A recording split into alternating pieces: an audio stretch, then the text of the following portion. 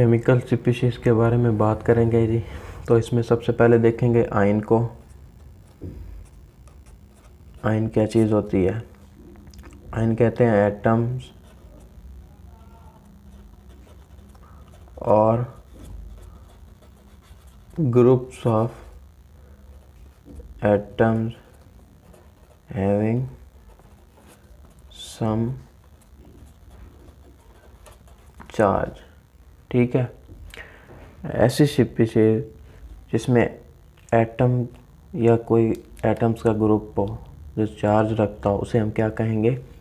Ion. अब ये charge positive भी हो सकता है या नेगेटिव भी हो सकता है, इसकी डिटेल में हमने बाद में जाना है। पहले हमने ये देखना है कि चार्ज स्पीशीज को क्या कहेंगे? आयन। अब चार्ज क्या चीज़ होती है? The ability of a body to attract और repel another body is called charge. ठीक है, चार्जेस दो तरह के हैं। Number 1 positive charges, number 2 negative charges.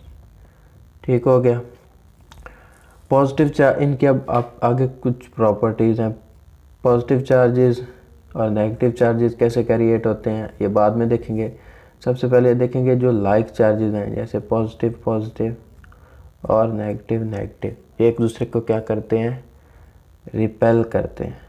और इसी तरह अनलाइक चार्जेस जैसे पॉजिटिव नेगेटिव या नेगेटिव पॉजिटिव, ये एक दूसरे को क्या करते हैं? अट्रैक्ट करते हैं। ठीक हो गया।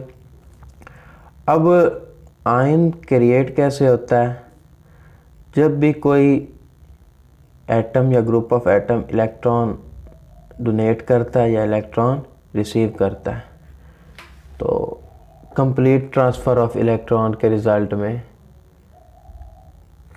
जैसे आयनिक बॉन्ड बनता है, जैसे NaCl है ना, हमारे पास Na है और Cl है। इसके पास टेंडेंसी है ये इलेक्ट्रॉन लूज़ करेगा, इसके पास टेंडेंसी है ये इलेक्ट्रॉन गेन करेगा। ठीक हो गया। तो जब ये इलेक्ट्रॉन लूज़ करेगा तो इस पे पॉजिटिव चार्ज आ जाएगा, ये इलेक्ट्रॉन गेन करेगा, इस पे नेगेटिव चार्ज आ जाएगा। तो ये दो आयन्स होंगे। क्या होंगे? आयन्स होंगे। ठीक हो गया। इसके रिज़ल्ट में हमारे पास क्या बनेगा? NaCl। ठीक हो गया। जो आयनिक कंपाउंड जिसे हम फार्मूला यूनिट के तौर पे रिप्रेजेंट करते हैं। ठीक है। इसके अलावा ठीक है, आयन्स के रिज़ल्ट में क्या बनता है? आयोनिक बॉन्ड बनता है। आयोनिक बॉन्ड कैसे बनता है? कंप्लीट ट्रांसफ़र ऑफ इलेक्ट्रॉन के रिज़ल्ट में इन पॉजिटिव और नेगेटिव कैटायन या एनायन जब बनते हैं, इनके दरमियान electrostatic force of attraction produce होती है, जिसके रिज़ल्ट में ये आयोनिक कंपाउंड जिन्हें हम फार्मूला यूनिट से रिप्रेजेंट करते हैं बनते हैं। ठीक हो गया। आगे आयंस की टाइप्स हैं। आयंस की दो टाइप्स हैं। Number 1 cation and number 2 anion. ठीक हो गया। कैटायन जब कोई भी एटम या group of atom electron lose करे, ठीक है, तो लूज़ करने से उस पर कौन सा चार्ज आ जाए? पॉजिटिव चार्ज, तो उसे हम क्या कहेंगे? कैटायन। तो इसी तरह जब कोई एटम और group of atom electron gain करे, तो इलेक्ट्रॉन गेन करने से उस पर कौन सा चार्ज आए? नेगेटिव चार्ज, इसे हम कहेंगे एनायन। अच्छा, अब देखते हैं हम कि इसके एग्जांपल्स क्या होंगी। जैसे हमारे पास है ना कोई भी हाइड्रोजन ने एक इलेक्ट्रॉन लूज़ किया, तो इस पे क्या चार्ज आ गया? Positive charge. सोडियम ने भी एक इलेक्ट्रॉन लूज़ किया, तो इस पे कौन सा चार्ज आ गया? Positive charge. इलेक्ट्रॉन लूज़ करने की वजह क्या होती है? सोडियम है ना, इसके वैलेंस शेल में होता है एक इलेक्ट्रॉन। ठीक हो गया। तो इसकी टेंडेंसी होती है ये इलेक्ट्रॉन लूज़ करे, क्योंकि इसके इनर शेल में 8 इलेक्ट्रॉन होता है, तो इस तरह इसका ऑक्टेट कंप्लीट हो जाता है। इसी तरह एनायन कैसे बनते हैं? जैसे क्लोरीन है, इसने एक इलेक्ट्रॉन गेन किया, तो इस पे नेगेटिव चार्ज आ गया। ठीक हो गया। अब ये चार्ज क्रिएट कैसे होता है? जैसे हमारे पास सोडियम है, हमें पता है सोडियम का हमारे पास एटॉमिक मास और एटॉमिक नंबर 11 है, तो इसके पास 11 प्रोटॉन पॉजिटिव चार्जेस और 11 ही इलेक्ट्रॉन नेगेटिव चार्जेस है। जब कोई भी एटम न्यूट्रल हो तो उसके पास प्रोटॉन और इलेक्ट्रॉन की तादाद सेम होती है। अच्छा, जब ये एक इलेक्ट्रॉन लूज़ करेगा तो इसके पास 10 इलेक्ट्रॉन बच जाएंगे। कितने? 10। तो क्या होगा, ये पॉजिटिव चार्ज नेगेटिव चार्ज पे डोमिनेट कर जाएगा, क्योंकि पॉजिटिव चार्जेस ज़्यादा होंगे, 11 होंगे, इलेक्ट्रॉन 10 है, तो इसकी वजह से सोडियम पे पॉजिटिव चार्ज आ जाएगा। ये सेम यही प्रोसेस क्लोरीन के साथ होगा। इसके पास इसका एटॉमिक नंबर 17 है, इसके पास 17 प्रोटॉन होंगे एंड 17 ही इसके पास इलेक्ट्रॉन होंगे। तो होगा क्या, जब ये एक इलेक्ट्रॉन गेन करेगा तो इसके पास 17 प्रोटॉन और 18 इलेक्ट्रॉन होंगे, तो नेगेटिव चार्ज डोमिनेट कर जाएगा, जिसके रिजल्ट में क्लोरीन पे नेगेटिव चार्ज आ जाएगा। ठीक हो गया। तो इस तरह इन दोनों के between electrostatic force of attraction create होगी, आयोनिक बॉन्ड बनेगा, जिसे हम फार्मूला यूनिट से रिप्रेजेंट करते हैं। ठीक हो गया। अब एक पॉइंट मज़ीद आपको बताता जाऊँ, इसे पॉजिटिव चार्ज को कैटाइन क्यों कहते हैं और नेगेटिव चार्ज को एनाइन क्यों कहते हैं। हमने आगे जाके पढ़ना है कि कोई भी जब इलेक्ट्रोकेमिकल सेल होता है ना, तो उसमें जब चार्जेस होते हैं, फॉर एग्जांपल Na पॉजिटिव और Cl नेगेटिव है, इधर हमारे पास लगा होगा कैथोड, इधर हमारे पास होगा एनोड। ठीक हो गया। इलेक्ट्रोकेमिकल सेल है, इसमें चार्जेस है, इसमें इधर कैथोड है, इधर एनोड है। कैथोड पे क्या होता है? Negative charge. एनोड पे क्या होता है? Positive charge. अब जो पार्टिकल कैथोड की तरफ जाएंगे, ठीक है, उन्हें हम कहेंगे कैटाइन। पॉजिटिव चार्जेस जाते हैं कैथोड की तरफ, इसलिए हम उन्हें क्या कहते हैं? कैटाइन। नेगेटिव चार्जेस जाते हैं एनोड की तरफ, इसलिए उन्हें हम क्या कहते हैं? एनाइन। ठीक हो गया। आगे थोड़ा बहुत आपको डिफरेंस बताऊंगा एटम और आयन का। एटम जो है हमारे पास स्मॉलेस्ट पार्टिकल है। किसका? एलिमेंट का। ये हमें पता है, एलिमेंट का स्मॉलेस्ट पार्टिकल है। आयन जो है ये आयोनिक कंपाउंड का स्मॉलेस्ट पार्टिकल है। किसका? आयोनिक कंपाउंड का, क्योंकि आयंस आयोनिक बॉन्ड मिलके आयोनिक बॉन्ड से बनते हैं, पॉजिटिव और नेगेटिव चार्जेस के कम्बिनेशन से। अच्छा, उसके बाद देखेंगे जो एटम है ये इंडिपेंडेंटली एग्जिस्ट करता भी है और नहीं भी करता। क्यों? बाज़ औक़ात फ्री स्टेट में होता है, बाज़ औक़ात कंबाइंड स्टेट में होता है। लेकिन जो आयन है ये इंडिपेंडेंटली एग्जिस्ट नहीं करता और ये अपोजिटली चार्जेस से सराउंडेड होता है। जैसे मैंने देखा था, आपको बताया था कि 3 डायमेंशनल जब स्ट्रक्चर होता है ना आयोनिक कंपाउंड में, तो होता ये है कि जो अपोजिट चार्जेस होते हैं, इन चार्जेस ने सराउंड किया हुआ होता है। ये देखें ना, ये जैसे है, तो ये एक दूसरे को स्ट्रांगली अट्रैक्ट करते हैं, जिसकी वजह से ये एक 3 डायमेंशनल स्ट्रक्चर होता है। इसी वजह से जो आयनिक कंपाउंड होते हैं उनके मेल्टिंग एंड बॉइलिंग पॉइंट्स ज़्यादा होते हैं। ठीक हो गया। अच्छा, एटम इलेक्ट्रिकली न्यूट्रल होता है, ये तो हमें पता है, जब तक ये कोई इलेक्ट्रॉन गेन या लूज़ नहीं करेगा। आयन न्यूट्रल नहीं होता, इस पर या पॉजिटिव चार्ज होता है या नेगेटिव चार्ज होता है। ठीक हो गया। अच्छा, आगे बात करेंगे हम molecular ion. Molecular ion simple सा नेम से ही मेंशन है, जब भी कोई मॉलिक्यूल इलेक्ट्रॉन लूज़ करेगा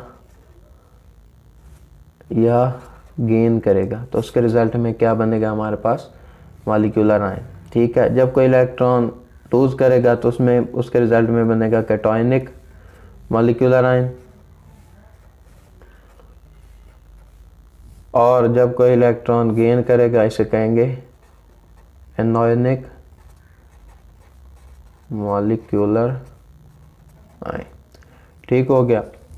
अब ये बताया गया है कि जो कैटायनिक मॉलिक्यूलर आयन है ये मोस्ट अबंडेंट होते हैं देन अनायनिक मॉलिक्यूलर आयन। इनके ज़्यादा पाए जाते हैं, जैसे CH4 positive, helium positive, N2 positive, ये अबंडेंट में होते हैं। ठीक है। अब मॉलिक्यूलर आयन में थोड़ा बहुत डिफरेंस भी बताएंगे। Molecule and molecular ion. ठीक हो गया। इसमें डिफरेंस क्या होगा कि मॉलिक्यूल जो है स्मॉलेस्ट पार्टिकल है, और कंपाउंड है जिसमें ऑल प्रॉपर्टीज़ ऑफ कंपाउंड होती हैं, ठीक हो गया। लेकिन जो मॉलिक्यूलर आयन है ये इलेक्ट्रॉन गेन और लूज़ करने से बनता है किसी मॉलिक्यूल के, ठीक हो गया। उसके बाद हमने क्या देखना है कि मॉलिक्यूल जो है हमारे पास न्यूट्रल होता है, मॉलिक्यूलर आयन पर चार्ज होता है। अच्छा, मॉलिक्यूल कम्बिनेशन ऑफ एटम से बनता है, ये कम्बिनेशन ऑफ आयन से, जैसे आयनाइजेशन होती है उसके रिज़ल्ट में आयन्स बनते हैं। अच्छा, ये स्टेबल होता है क्योंकि इस पर कोई चार्ज नहीं होता। ये रिएक्टिव होता है, ठीक है, हाईली रिएक्टिव होता है, इस पर चार्ज होता है तो ये किसी के साथ कम्बिनेशन करके स्टेबल बनता है। आगे लास्ट टर्म देखेंगे, फ्री रेडिकल। फ्री रेडिकल हम कहते हैं एटम्स और group of atom having odd number of electron. क्या? ऑड नंबर ऑफ इलेक्ट्रॉन, यानी कि अनपेयर्ड इलेक्ट्रॉन, ठीक हो गया। अब ये फ्री रेडिकल बनते कैसे हैं? कोई भी हमारे पास जैसे Cl2 का मॉलिक्यूल है, जब हम इस पे लाइट फॉल करेंगे तो इस होगी homolytic cleavage. Homo mean same, lytic many cleavage, ये ब्रेक डाउन होमोलैटिक। तो इसके रिजल्ट में होगा क्या कि जब ये क्लोरीन के दो एटम है ना, इन्होंने इलेक्ट्रॉन शेयर करके बॉन्ड बनाए हुए हैं, क्या शेयर करके, तो ये एक इलेक्ट्रॉन इसके पास चला जाएगा, ये इलेक्ट्रॉन इसके पास चला जाएगा। आया ये कि ये दोनों इलेक्ट्रॉन या इस क्लोरीन के पास जाएं या इस क्लोरीन के पास जाएं, तो इसके रिजल्ट में क्लोरीन के दो रेडिकल बन जाएंगे। इसे हम इस तरह भी लिख सकते हैं, ठीक हो गया। इनके पास अब क्या है? ऑड नंबर ऑफ इलेक्ट्रॉन्स हैं या इनके पास अनपेयर्ड इलेक्ट्रॉन है। ये बने कैसे हैं? होमोलैटिक क्लीवेज से। किससे? होमोलैटिक क्लीवेज से। होता क्या है कि इसमें कोवेलेंट बॉन्ड को ब्रेक करते हैं। किससे? कोवेलेंट बॉन्ड को। जैसे CH4 है ना, इसमें कार्बन ने इलेक्ट्रॉन्स की शेयरिंग की हुई है 4 हाइड्रोजन के साथ, अपनी वैलेंसी सेटिस्फाइड की। तो जैसे यहाँ पे लाइट फॉल करवाएंगे तो हमारे पास क्या बन जाएगा? Ci3 free radical plus hydrogen free radical, दोनों के इलेक्ट्रॉन आपस में डिवाइड हो जाएंगे क्योंकि इन्होंने एक इलेक्ट्रॉन पेयर से बॉन्ड बनाया हुआ है। और इसकी कंडीशन यही है कि ये सनलाइट या रेडिएशन की प्रेजेंस में होता है, जैसे रेडिएशन कह लें UV रेडिएशन या एक्स रेज, ठीक हो गया। अब फ्री रेडिकल जो होता है ना, ये हाईली रिएक्टिव होता है। हाईली रिएक्टिव क्यों होता है? क्योंकि हमने इसके ऑक्टेट कह लें, कार्बन है तो इसका ऑक्टेट, या हाइड्रोजन वगैरह है तो इसका डुप्लेट, इसको हमने डिस्टर्ब किया हुआ होता है। क्या करते हैं? ब्रेकेज करते हैं इसका ऑक्टेट या डुप्लेट हो, इसको हम डिस्टर्ब करते हैं। इस लिहाज से इसने अपना ऑक्टेट या डुप्लेट कंप्लीट करना होता है, तो यह हाईली रिएक्टिव होता है किसी न किसी एटम या किसी भी दूसरे रेडिकल के साथ बॉन्ड बना के ये अपना ऑक्टेट या डुप्लेट कंप्लीट करता है, ठीक हो गया। नेक्स्ट हम देखेंगे आयन और फ्री रेडिकल में भी डिफरेंट क्या है। आयन हम कहते हैं कोई भी स्पीशीज चार्ज रखती हो, पॉजिटिव या नेगेटिव चार्ज, ठीक हो गया। जबकि फ्री रेडिकल क्या है? किसी भी एटम या ग्रुप ऑफ एटम के पास ऑड नंबर ऑफ इलेक्ट्रॉन्स हो या अनपेयर्ड इलेक्ट्रॉन्स हो। अच्छा, आयन जो होते हैं क्रिस्टल लैटिस की फॉर्म में एग्जिस्ट करते हैं क्योंकि आयनिक बॉन्ड से बनाते हैं, ठीक है ना, क्रिस्टल लैटिस की फॉर्म में एग्जिस्ट करते हैं। जबकि सॉल्यूशन में क्या है? क्रिस्टल लैटिस की फॉर्म में। जबकि फ्री रेडिकल एग्जिस्ट एयर में एग्जिस्ट करते हैं क्योंकि इन्हें हम फ्री रेडिकल कहते हैं, या ज़्यादाना तौर पे पाए जाते हैं। अच्छा, इस आयंस में की फॉर्मेशन में कोई भी लाइट का रोल नहीं होता क्योंकि ये सिंपली इलेक्ट्रॉन की गेनिंग या इलेक्ट्रॉन लूज होते हैं। लेकिन इसके लिए इम्पोर्टेंट कंडीशन है कि ये लाइट की मौजूदगी में बनते हैं, जब हम लाइट फॉल करवाते हैं, ठीक हो गया। आज के लिए इतना ही, अल्लाह हाफ़िज़।